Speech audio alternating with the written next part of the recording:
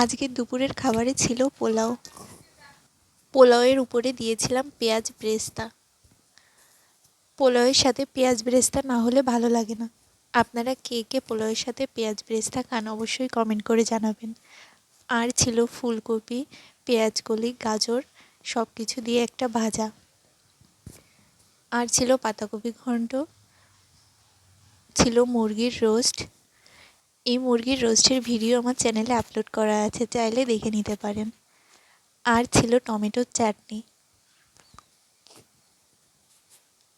আর শেষ পাতে খাওয়ার জন্য ছিল দই। আর সব কিছুর সাথে ছিল সালাদ। আজ দুপুরের খাবারের প্লেটের আইডিয়া আপনাদের কেমন লাগলো অবশ্যই কমেন্ট করে জানাবেন। ভিডিওটি শেষ পর্যন্ত দেখার জন্য সবাইকে অনেক ধন্যবাদ।